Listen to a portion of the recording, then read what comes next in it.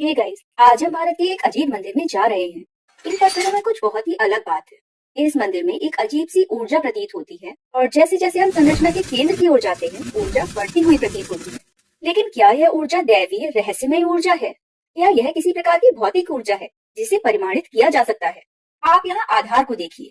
वहाँ ढेर सारी छोटी बेलनाकार पत्थर की मूर्तियां हैं। ये बहुत अजीब है। मैंने इस प्रकार की वास्तुकला नहीं देखी है।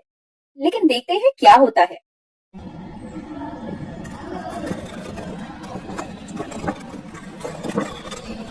हाँ, यह घूमता है।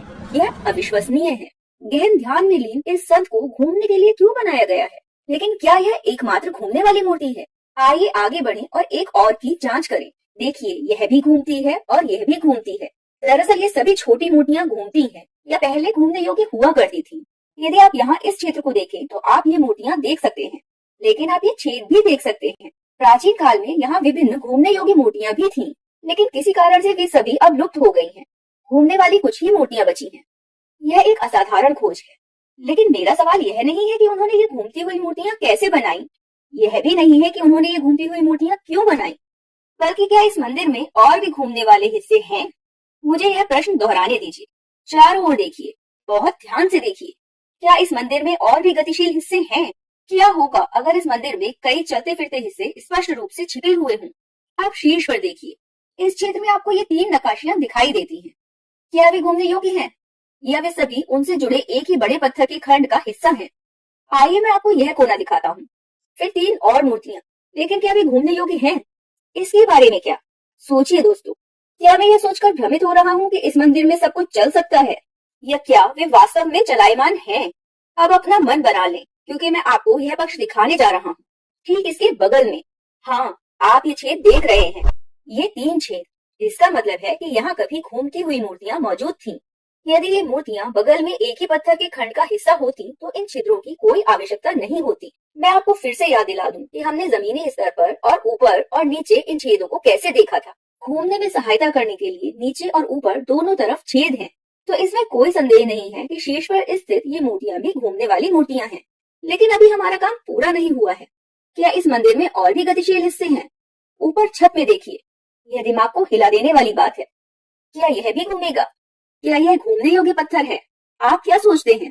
यदि यह घूमता नहीं है तो प्राचीन बिल्डरों ने ऐसा डिजाइन क्यों बनाया, जो कि विमान के प्रोपेलर जैसा दिखता है? आपने इन घूमते प्रोपेलरों को विमान में देखा है और आप देख सकते हैं कि यह उन प्रोपेलर के समान ही दिखता है। लेकिन सवाल यह है कि क्या यह भी विमान के प्रोपेलर की तरह घूमेगा? अब क्या ये गतिशील भाग इस केंद्रीय क्षेत्र तक ही सीमित हैं? क्या इस मंदिर के चारों ओर घूमने वाले हिस्से हैं? जैसे ही हम चारों ओर घूमते हैं, ध्यान से देखिए। देखिए, क्या आपको अन्य गतिशील हिस्से मिल सकते हैं? सच कहा आपने, ये भी घूमने वाली मूर्तियां हैं। आइए मैं जूम इन करके आपको दिखाता हूँ। यहाँ आप शीर्ष पर देख सकते हैं।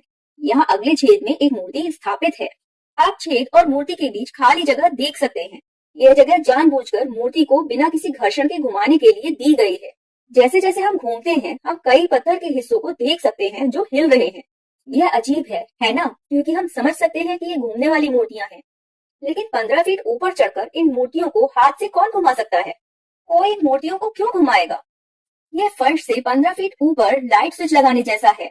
कोई भी 15 फीट ऊपर लाइट स्विच को नहीं लगाता है, क्योंकि इसे प्रयोग करने योग्य होना आवश्यक है।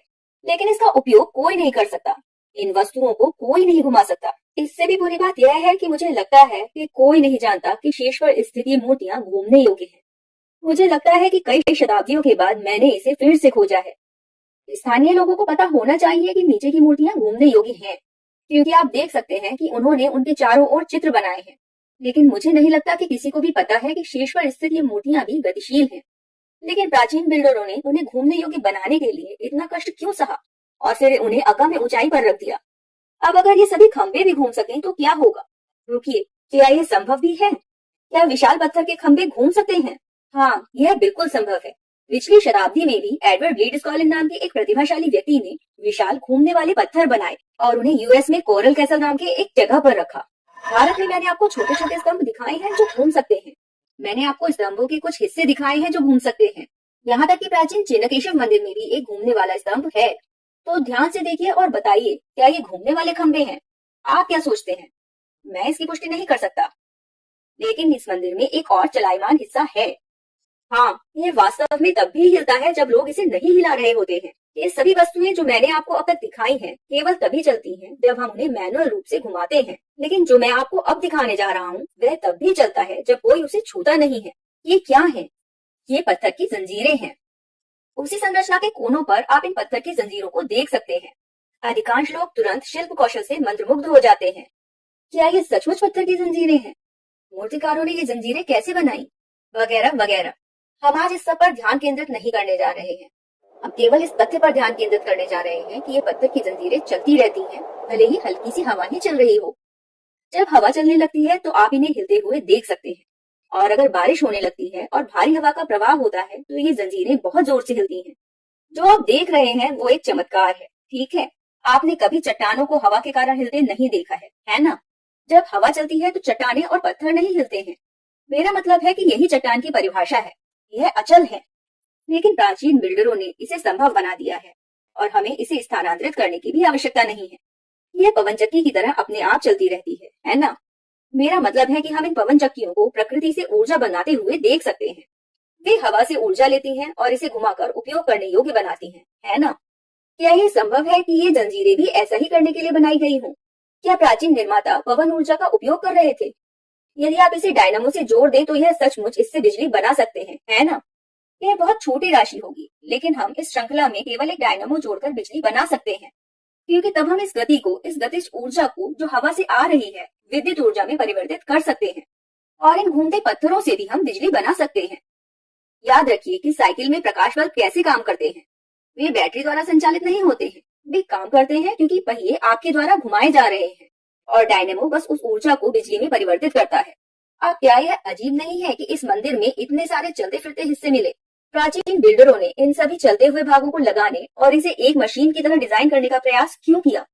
क्या यह मंदिर खुद को एक मशीन में बदल सकता है? इससे पहले कि हम इस वीडियो को खत्म करें, क्या आप इस मंदिर का नाम नहीं जानना चाहेंगे? इस मंदिर का नाम है वरदराजा पेरुमल मंदिर। ये कांचीपुरम शहर में स्थित है और आप इस विशिष्ट संरचना को प्रवेश द्वार पर ही देख सकते हैं। विकिपीडिया के अनुसार यह मंदिर 3री सदी में बना है, यानी 1800 साल पुराना है। मुझे नहीं लगता कि ये हिलते हुए पत्थर इतने पुराने हैं, लेकिन मुझे निश्चित रूप से लगता है कि ये कई सदियों पुराने हैं, लगभग 500 से 1000 साल पुराने। हम बस एक चमत्कार से टकरा गए हैं। यह एक जटिल, लुभावनी वस्तुकला है जिसमें बहुत सारे चलते फिरते हिस्से हैं जो दृष्टि के सामने ही छिपे हुए हैं। मुझे आशा है कि आप इस प्राचीन ट्रांसफॉर्मर मंदिर का आनंद लिया होगा।